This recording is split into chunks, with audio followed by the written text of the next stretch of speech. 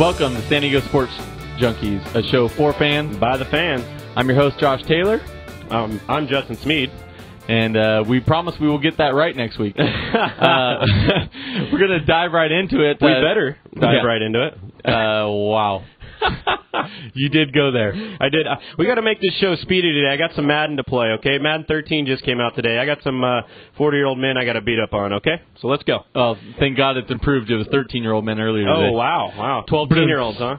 Okay, so diving into the Chargers news. Right. 3-0 in the preseason. Very good. Nate Kading and Novak were solid because that was all the offense that was put up this last week. Yes. Very field goal-ish game. The defense, though, very solid. Defense for, I think, the third straight week, you could say, looked very impressive. People forcing turnovers, young players looking good, flying around the field again. I don't have much to gripe about the defensive side of the ball, Josh. What do you think? No, defense looks solid. I mean, got 4 turnovers this last game. Mm-hmm. Interception. Yeah. 3 forced fumbles. I mean, they're just looking fast. They're stopping them on third down. The completion percentages dropped dramatically from a defensive standpoint. And, right. I mean, you can't ask for anything more. The team's been extremely solid. Melvin Ingram continues to be a beast. Kendall Reyes. Butler. Larry English leading the team with 3 sacks. You know what? It's preseason, but this is a very, very good sign for the Chargers this year. I mean, if this guy can get going, to add to the guys we have, explosive is what's going to be. So, yeah, very enthused to see some production out of him. I'm ecstatic about it, actually. I mean, Larry English hasn't done anything for us, so to see anything from him, it's just a good sign. Yeah, about time to recoup some of that money we spent on that first-round draft pick. Give some of it back. So, Eric Weddle had a just absolute smash on the quarterback, forced a fumble. Why it was replayed, I have no clue, because it was an obvious fumble from the get-go. Right. But he's been playing lights out, and expect another big year from Weddle. Weddle's an all-pro. He proved it last year. He got a big money contract, and he wasn't one of those players that went into a shell. He went out there and produced, and he earned his money last year. And I figure the same will happen this year. Solid player. He's a good fundamentals guy. Always around the football, making big plays for us. Right. So, yeah, I mean, the guy arguably is a leader of that defense. He's one of the voices on the D. Absolutely. With Takeo Spikes, same as last year. He has a voice in the huddle. He commands some respect back there now. I think this is his 5th year, I want to say. Right. Just solid all around. He's going to be a dominating force for us all season. He's going to be one of our strongholds in that defense. Right. I think the biggest thing is he leads by example with his show on the field. Right. Exactly. With his determination on the field. Right. Always being in practice. Staying out of the Working spotlight. hard. Exactly. Twitter world and whatnot. Staying out of the spotlight. He's just leader by example, and I love it. Oh yeah, me too. He shows by example. He leads the team. What he's going to do for us this year, I think, more or less, is going to help these young linebackers, guys that need advice. You just see it on the field. He bleeds confidence. Proud to have him back there as our strong safety. Nick Novak has the game-winning field goal. Seconds left on the clock. When he first kicked it, didn't think it was going in. It didn't look good at all. I thought it was hitting the crossbar, bends into the right. I thought they were going to pull a Kading, from a few years ago. Right. And, I mean, the guy ran across the field just like he just had won the Super Bowl. Yeah, he just visited Disneyland, and he went on all the rides, and he was jumping around for joy. Absolutely.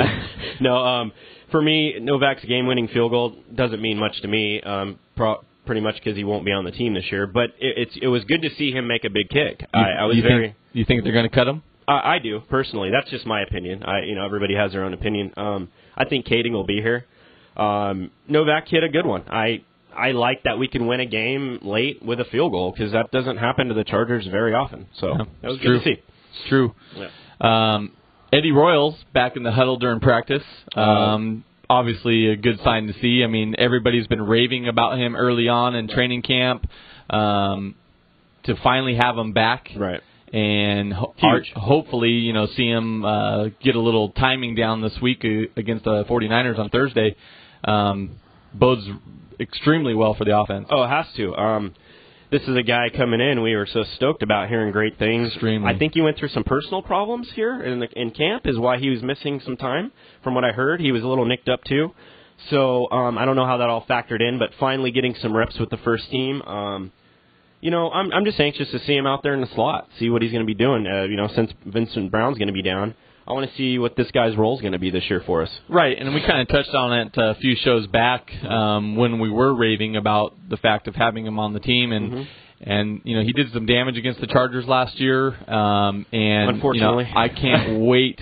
I can't wait to see that 5-6 yard little dump pass, like a screen play type thing. Have him turn it into 30-40 yards. Right. The exciting plays. Exactly. The one-hitter quitters. That's what he brings. It's that yak. Right. The one-hitter quitter, man. Make the first defender miss and take off and get those 30-40 yards. He's going to be an instant upgrade for us from last year because we didn't have the key slot. I think Vincent Brown wasn't quite there yet. He's going to add that dimension we need. Since Roscoe Parrish is no longer with us, too, that kind of negates where he would have played and the kind of role he would have had. Let's see what Royal steps into. What role? Is he going to be a bigger part on special teams, or is he going to be a bigger part in the offense for us this year? Arguably both. I mean, hopefully. And the exciting thing with our receiving core is I think we've improved as far as speed overall. I think the team has gotten much faster from last year. Mm-hmm. They might not have quite the size with losing Vincent Jackson, but I believe that we're quicker, a lot quicker, first couple steps. Right. But I think the yards after the catch, I think, is where we're going to improve the most this year. Right. I agree with you, and I think that since the departure of Sproles a few years back, we haven't had that guy to line up, where we would have split backs, or we could line up a Eddie Royal in a running back slot, have him, go out in the coverage, hit a dump-off pass, and go get some yardage for us. So we haven't had that since Sproles. So it was missing last year, and it was a big, big eyesore. You could totally tell we were lacking something on offense. Even though we were putting up points, there was still that dimension we lacked for third downs. Still a lot of 3-and-outs. Different situations where a speedy type of back could have came into play and really helped us last year. Absolutely. So the roster's been cut to 75. A couple notables: Roscoe Parrish, Michael Hayes, which I personally think is the biggest surprise to me. Right. And Garrett Brown was waived, but he had some injury issues too. And then Roscoe Parrish gets picked up by the Raiders. Right. Yeah, he's going to give all of our secrets away now. Thanks. That's what they were talking about on 1090 this morning. I'm pretty sure you heard it. I heard it. Yeah, I don't necessarily agree with it because what they even said too. They don't get too intricate with things until vanilla. First week of the season. Yes, he knows some plays. He knows some play calls. He's going to know that stuff. He might help him a little bit, but as far as game planning. Yeah, you know some plays, but do you know what plays they're going to run? Do you know what packages they're going to bring against your certain team? I mean, it's tough to just go in there and go, I know all the plays. It's not going to work. And you know what? When it comes from offense to offense, I'm going to say 80 to 85% of the plays are pretty much across the board from team to team. Mm-hmm. There's a few little plays that are mixed in depending on offensive coordinators, but I think the biggest thing is maybe the cadences. Because he can give the defense what Rivers is calling out, and the audibles. Thank you, Jason. Yeah. Big so I think that's the biggest thing that they might want to tweak that just a little bit. They might, because you never know. And especially being the first game of the year against that same team. And I can see the Raiders just picking them up just for that. And that's kind of what they were talking about in 1090. He could help them. I mean, he's a good player. He just doesn't have room here for us. I mean, on our team. We're stacked at wide receiver this year. Even with the loss of Vincent Brown, they got some guys they really like here. Right. I don't put too much stock into the Roscoe Parrish to Oakland thing. That'll work itself out. I just hope he doesn't have a big punt return for a touchdown against us and stab us in the hearts something like that would happen to the Chargers. But absolutely. I don't know. For me, Michael Hayes was a big kind of a big cut, I guess. They raved about him in training camp and thought he was doing well, and with the backup, with the depth we don't have now, with the loss with Matthews all of a sudden, I don't know. I thought they should have kept him around for another week, see how he did. But man, that's the way it goes. That's the life in NFL. He'll get picked up, I'm sure. Right, and I kind of want to touch more about that later on the show. We got a question from one of our fans that will lead into that. Right on. Let's jump into the Chargers pick to click. Mm-hmm. And, obviously, we're coming into the fourth preseason. Right.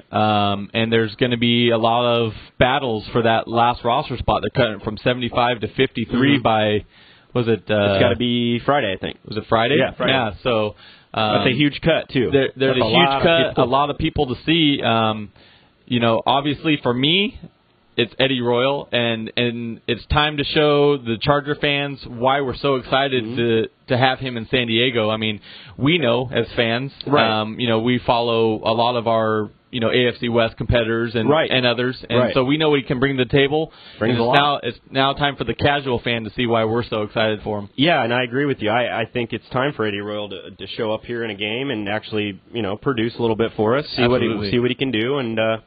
Eddie Royal's going to be one of those game-changing type of receivers for us. Hopefully he can add another spark for us.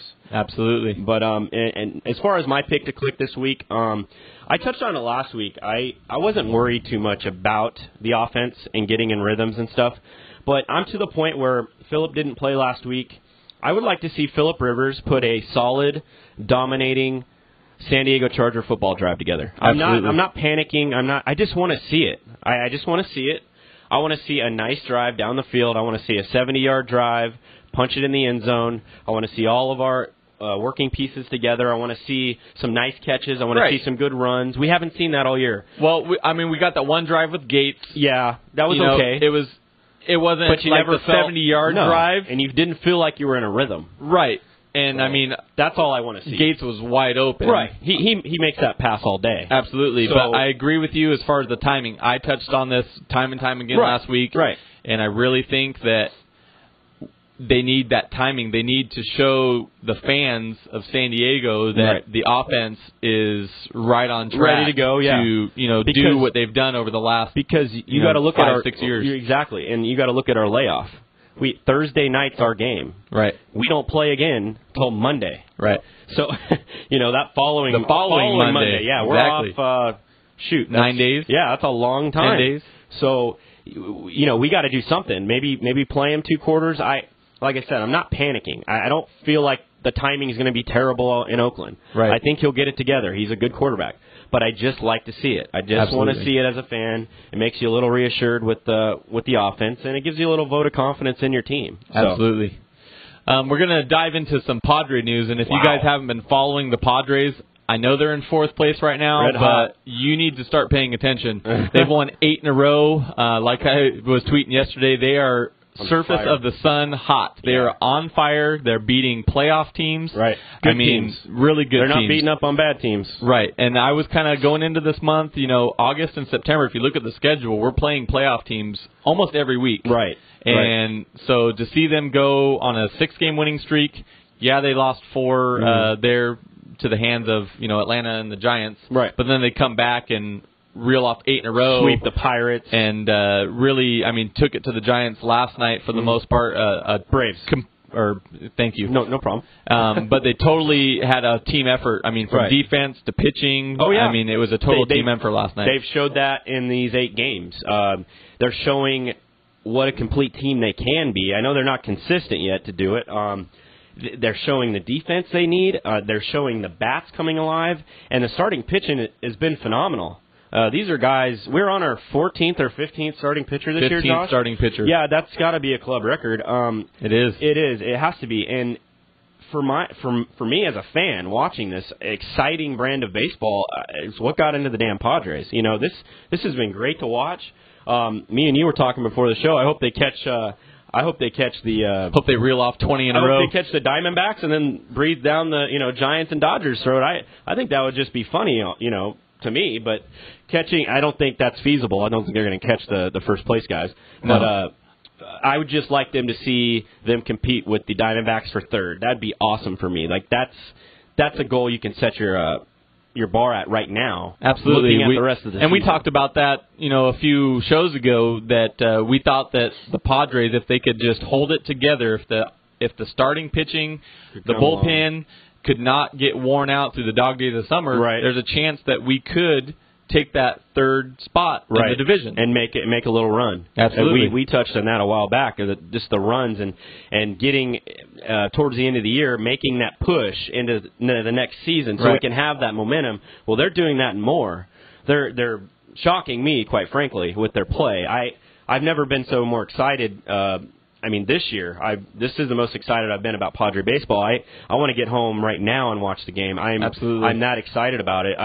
I just like the way they're playing, and that's why I'm rocking the Osmani, because last night he came up big again. He's starting to find his groove slowly but surely from the DL. Absolutely. Good to see him he knocked in all the runs last night. Right. Good to see the young guys it's putting it together, the gloves up the middle, everything. Well, what impresses me the most about Yasmani is, I mean, obviously he's an exciting presence. Mm-hmm. You know, when he's at the plate, you feel that something good's going to happen. Right.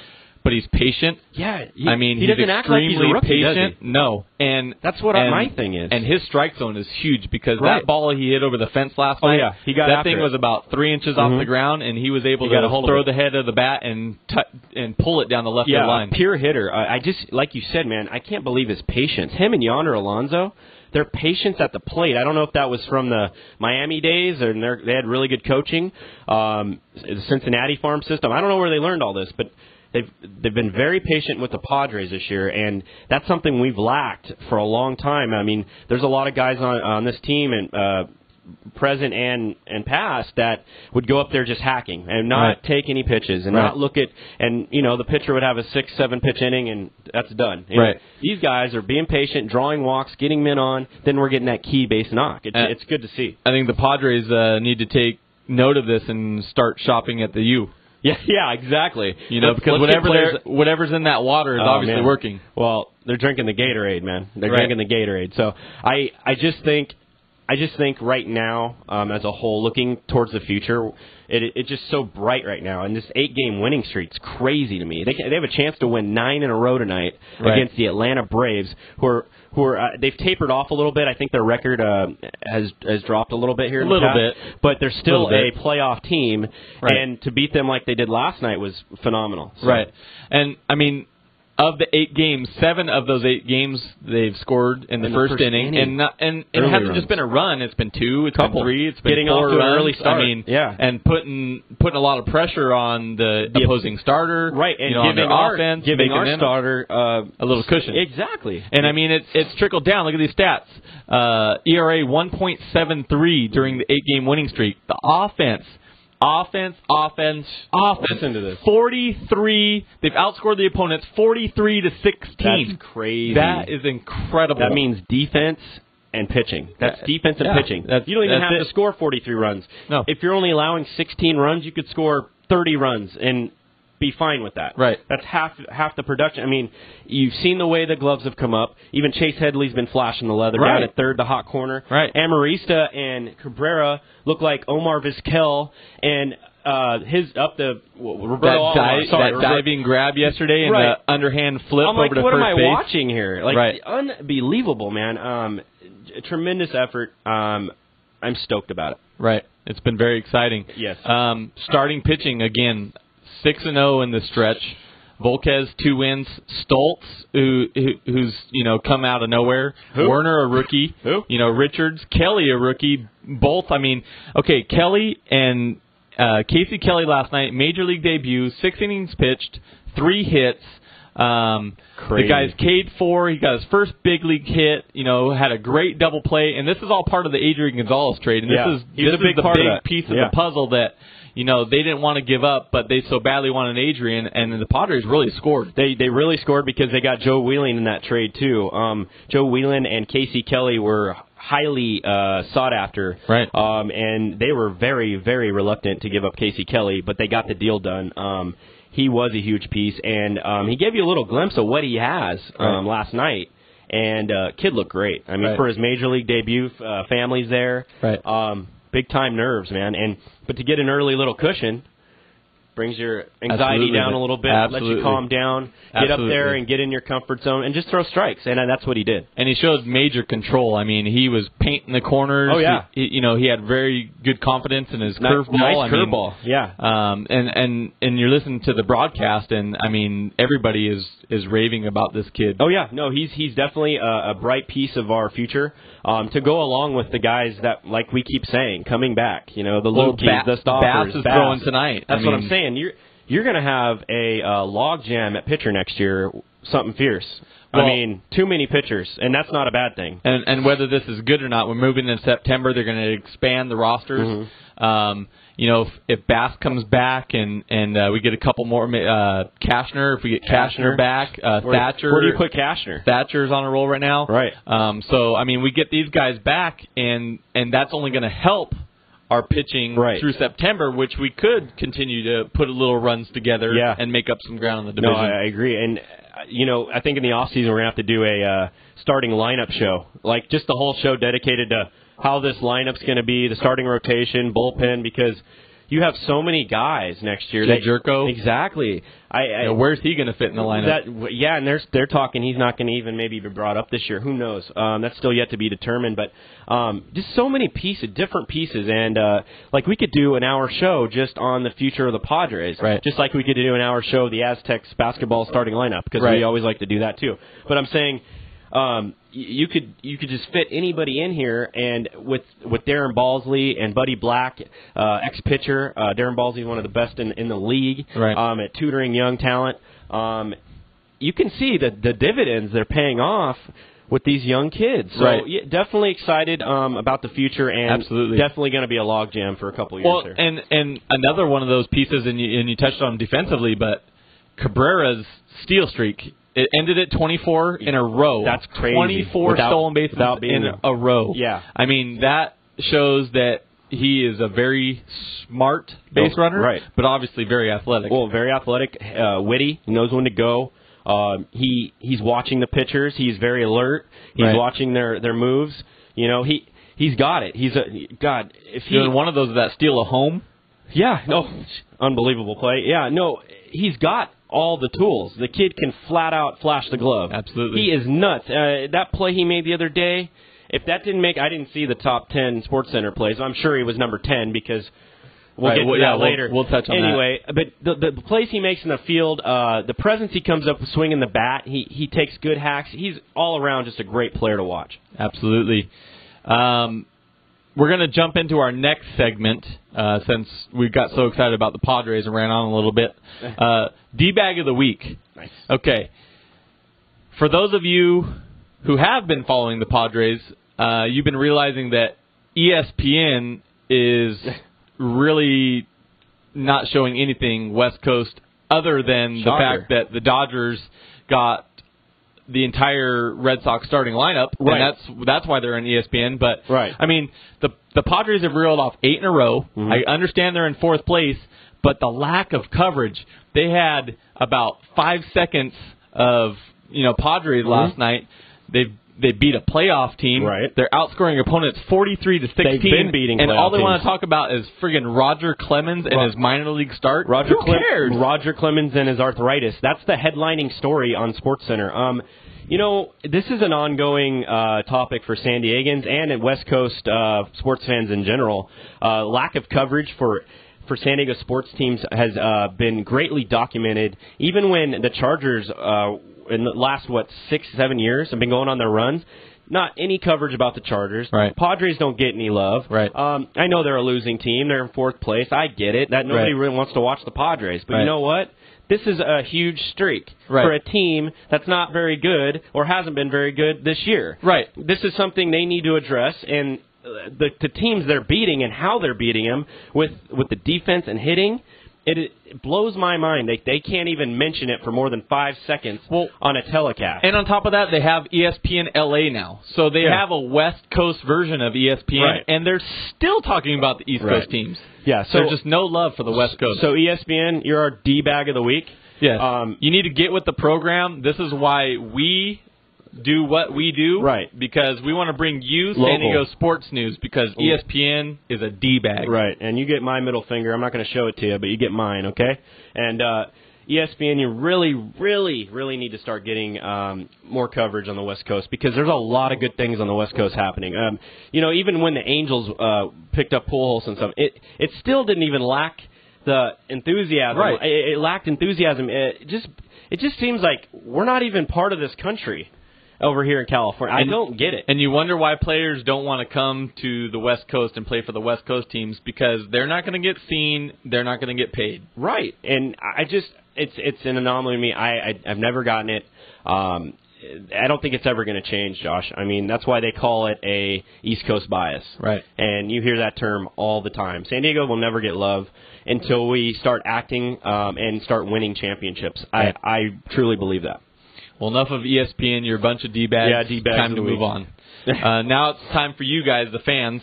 And first question's coming from @Mikey Koke, or Coke. It's MIKEYKOKE, and that's should Padres bring in the fences?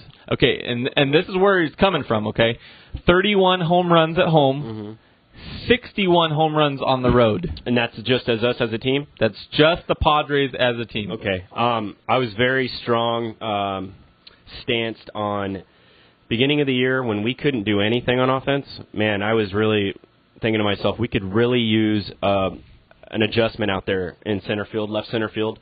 And I was really pro bringing the fences in.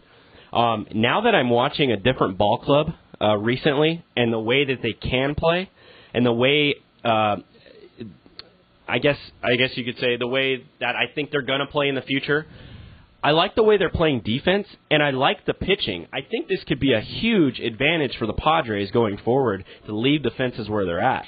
Yeah, but okay, I agree. I agree with you. Just looking at what we have now, from the pitching and defensive standpoint, right. I agree.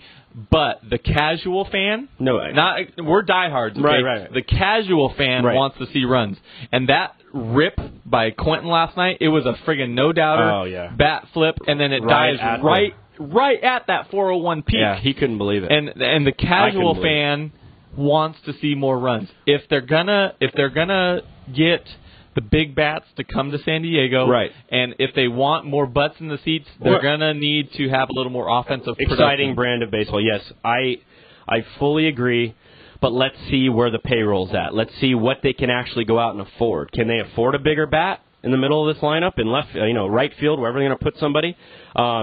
That's going to be huge in determining whether bringing in the fences would be a smart idea, or can you get a Carlos Quentin in the in a day game here at Petco and just launch him out of here like it's a springboard. It depends on what they're going to do, Josh. I just think that we have to see what payroll's going to be like, what their direction going forward is. Now, if they just want to stock up on pitching, that's how you win ball games, right? Pitching and defense. Pitching and defense, I agree. Yeah, because you could score 2 runs a game and still win some ball games like we did. We've proved that in the last few years when we were actually winning competing ball clubs. And there's times, too, where we're outscoring our opponents, even though our pitching didn't show up that game. Right. We're beating them 8-6. Right, exactly. 9-5. Still having a stellar day. So the offense, we can't forget the offense. The offense is still key to winning games. If you definitely don't score runs, you don't win. I don't care how good your pitching is. No, I hear you. But I just know that if you get guys in like Carlos Quentin, he can hit them out of any ballpark. It doesn't matter who's at,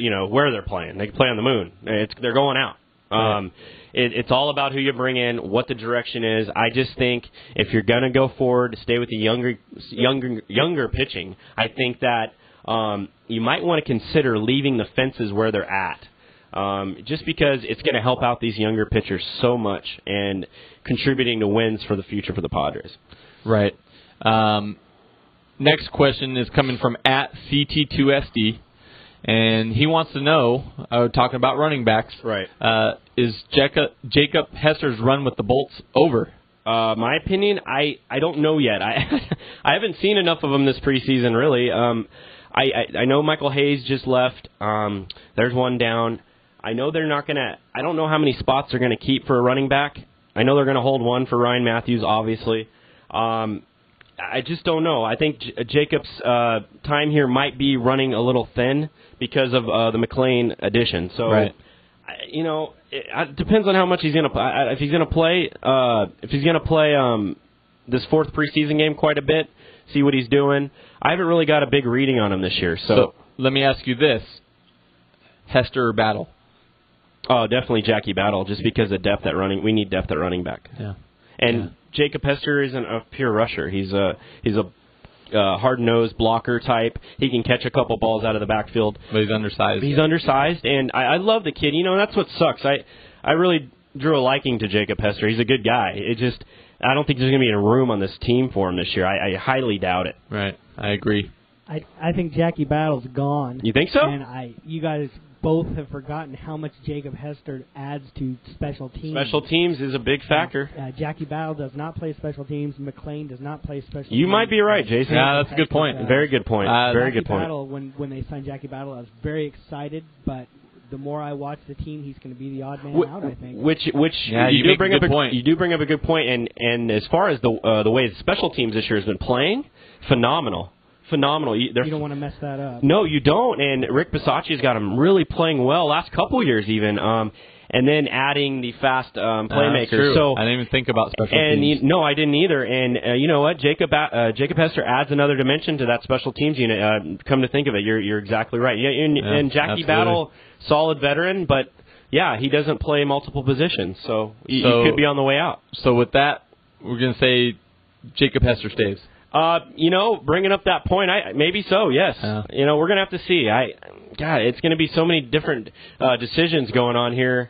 Last week, come Friday, we might see some guys that have been here that we might fall in love with or have fallen in love with axed out of here. Right. Next question is actually from Jason at LB Host, and he wants to know, with the depth at defensive line, will Cam Thomas make the team? I think Cam Thomas stays for added depth at the line. We have a lot there, I know. I don't know how many they're going to keep this year. That's the tricky part. You don't know how many they're going to roll with. Right. They brought in an Abreu Franklin, Kendall Reyes, who can play multiple positions, Antonio Garay. Cam Thomas was out of North Carolina. I really liked when they picked him up. I think it was 3 years ago. He's a stud, but I don't think he has. He's not starter, obviously. He can fill a role when needed. Right. He's not a very great pass rusher. I think he stuffs the hole more than he does get after a quarterback. But no, I don't. I think he stays for depth, right. And that's it. I don't know, and the reason I don't know is because I like Cam Thomas. Don't get me wrong. But I think we need more help on the offensive line. Yeah. And I think they could release Cam Thomas just to make room for backups on the offensive line, because obviously there's a lot of injuries on the offensive line. Right. And I think that is more important. We have plenty of defense to go around. I think that's the only reason why Cam Thomas goes, is because they need extra help on the offensive line. That's a good point, too. And we should bring up the fact that, this waiver wire coming up, we're going to be, I know A.J. Smith's going to be scouring the wire, man. They need some depth. Jared Gaither, I just heard, is finally going to have an MRI. After 5 weeks. That's I don't get great, that. Man. So the whole time you were hurt, they never once said, hey, we should probably get this checked out 5 weeks ago. Right. Flippin' believable. And all this time they could have brought somebody in, got them some That's work, what I'm got saying. them comfortable. Where's this MRI stuff coming from? Right. You need an MRI right now? What's wrong with you? You just signed $8 million signing bonus. I don't get it. Where's that money going? I don't get it. I'll take some. I produced just as much as he has this year, which is nothing. More. I'm producing this show. I'm doing very well in the show. You've shown up to more practices than he has. I've been to, yes, I have, and I don't get what the hell the problem is. You have back spasms. Your back hurts. Your back hurts. Get a massage. What's wrong? Why can't you get out on the field? Stop eating so many damn Twinkies. Show them your sign. And I got money bags. Great, dude. That's awesome. But you're not playing football. Right. And we just gave you a ton of money, bro. Right. So thanks a lot, dude. He could have been my D-bag of the week. I'm so fed up. I couldn't tell. No, McNeil's gone, and then Gaither's supposed to be the savior. I've seen no saving whatsoever. All I've seen is Charlie Whitehurst on his backside. Good job. Yeah. I'm glad Phillip Rivers didn't play. He'd be in the hospital right now. Jared Gaither, you're a D-bag. Yeah, good call on the Sorry. Phillip Rivers not playing, by the way. I kind of battled you on that, and after watching, Whitehurst run for his life, I'm so glad that Rivers Doug didn't Flutie play. out there. What are you doing, Doug? Calm down. Unbelievable. Dude, they should have put Jarrett Lee in. I don't want my backup getting hurt. Right. Holy cow. Feed him to the wolves, man. Garrett Gaither. Who? Frick. Next. Unbelievable, that guy. So, September call-ups are coming, and Jerko is on fire. He just hit his 30th home run. And I've heard mixed things. I've heard people say he's being called up, but then I've heard people say that, he doesn't, if we call him up, There's no sending him back down. Right. And I think calling him up should be inevitable because I think he's going to be a starter or he's going to be part of our starting roster next year. Oh, definitely. If they call him up, where does he hit in the lineup? If they call him up, they've been grooming him a little bit at second, back to his original spot, I believe. I don't know. You see him in the 2-hole? Well, that's the thing. He could be in a Logan Forsythe role, the number 2 bat. And then we got Chase Headley 3, Quentin 4, right? Alonso and Yasmani, however they want to shake out. So I think he can give a little break to Amarista and Cabrera down the stretch here because they've been playing their tails off. Right. Let's see what the kid can do. I'd really like to see him up this year. I don't think they are the way they're talking. I think they're going to save him. He hit another bomb last night. So I'm saying he's hit 30 bombs. 30 bombs. 30 bombs. We haven't even had a Padre player hit 30 bombs since Adrian Gonzalez left like 10 years ago. Right. So Adrian who? Yeah, I know. Oh, Dodger what? No, the Los Angeles Red Sox. Frustrating. That's a whole other story. I hope we see him this year. If not, it's not going to bum me out because he's still getting valuable time down there and hitting the baseball. He'll get that invite, spring training invite. Obviously, he'll be on the roster. Yeah, exactly. And we'll see how he shakes out then. If not, then whatever. I'm still PO'd about Jared Gaither. Well, I'm just pissed off right now. I hate that guy. You need Jason to come in here and give you a massage? He's bugging the crap out of me. You need Jason to come in here and give you a massage? No, a guy gets paid $8 million and he can't massage your feet? He can't even come play left tackle. I can hear him laughing in the background. On the practice squad. No, I think I'm going to ride the bike today. For what? To burn off the Twinkies you just ate? Holy cow, dude. Dude, Phillip's going to be running for his life this year. So you're not going to draft him in your draft tonight? No, I mean he does not. No, you don't draft offensive lines, for one. And he wouldn't be anywhere near my board. I'd cut him. Frick. So mad. No, I'm not. I'm just mad. That bugs me. I hate that guy. I couldn't tell. No, it's like, why'd you sign him? He sucks. Sorry, go ahead. All right, next over-under. God. Over-under. Padres win 78 games, okay? We're at 60. There's 32 games remaining.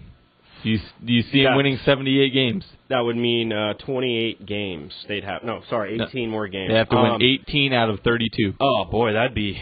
Well, in the current pace... They're doing it right now. The current pace they're at, yeah, but how long are they keep this up? That's craziness. 9 in a row. Tonight could be great. I was telling you before the show, 20 wins in a row, that'd be sweet, right? Phenomenal. That could possibly get on ESPN, maybe. Phenomenal. Yeah. I doubt it. No, I doubt it, too. Remember the Oakland A's run they made like a few years back? They won like 18 games in a row or something like that. You didn't even hear about Colorado winning 25 in a row in 07 until they beat us. Yeah, exactly. So, for me, no. I don't think they're going to win 18 out of 32. Stop it. Shut up. Yeah. Don't be mentioning Gaither. No, for me, it's a no. I think they're gonna have to cool off at some point. This is kind of playing a little above their heads right now. Here's the thing. They're crazy right now. I think that they get very close, and the only reason I say that is because the hints of the arm relief with Bass, with Cashner, with Thatcher coming back. You think they're going to play a role down the stretch for us? I think they're going to give them some relief. This is what we were concerned with. We were concerned about our pitching tiring out. And now we're getting... Well, if they want relief, they can go hang out with Jared Gaither and get some Bengay rubbed all over him. We're arguably getting, to keep on track here... Right, sorry. 3 of our key components that were at our starting roster early on back. Well, it's like... With 1 month to go. Yeah, exactly, and we had touched on this numerous times. Man, imagine what this team would look like. I mean, you really throw in a Lupke and a Bass and a Stauffer. These guys were solid major leaguers coming in, and it just really would have bolstered this rotation, and we wouldn't have had to go through all the ups and downs this year. Imagine what our record would be right now, dude. Right. We might be thinking contention. We might be thinking extra wild card spot. Who knows, man? We could have shot for the moon, but, 15 starters later.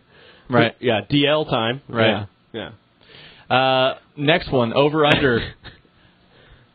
First, is there only one team from the AFC West that make the playoffs? Yes. Who's your team? Be honest. Who's your team? Well, of course, it's the San Diego Superchargers. I'm a homer, and I won't ever shy away from them. The only reason, let me give you my reason why it's going to be such a competitive division this year. The other guys that slotted, I have slotted, from the other division. I got New England getting in there. I think Cincinnati sneaks in. They're a good team. Cincinnati? Yes, sir. Dude, what'd they do last year? I don't know. You don't know? You don't know what they did last year? I know what they did last year, but I don't think they can do it again. Pittsburgh's always a darn good team. I think Pittsburgh has regressed a little bit. But they're still a playoff team. They're maybe their number one draft pick just is out for the year, David DeCastro. You look at them. You look at Baltimore. That's 3 teams from that division I could see possibly getting in, and I hate to say that, and the only reason I say that is because the AFC West, I think 9-7 wins your division this year, and 8-8, 8-8, and 8-8 for the next 3 teams is not going to get you in the playoffs. So that one slot is that team that's going to go. I think the San Diego Superchargers are going to be that team, but I think it's 2. And the reason I say this, I think the Chargers are in for sure. And homer or not, I think the Chargers are in. Well, I'm a homer too. No, everybody doesn't have to agree with us, but this is a San Diego Sports Junkie show. Exactly. So Bolts are in. Right. I don't know. KC, if they stay healthy, their running game is phenomenal. Their defense is phenomenal. Mm-hmm. You look up and down I put them ahead of Denver, but at the same time. Okay, what was that? I don't know. Was that Gaither? He's ranting about Kansas City. That must have been Gaither. The Kansas City Chefs. So I see either KC or Denver getting in. Screw the Raiders; they suck. But and that's for you, Jake. Oakland Nation, Raider Nation. Exactly. Denver, it's all on Peyton Manning's shoulders. Mm-hmm. If he stays healthy, why couldn't they fight for a playoff position? See, I kind of disagree in a way just because I think the Raiders are going to be solid this year. I don't think they're going to win a bunch of games.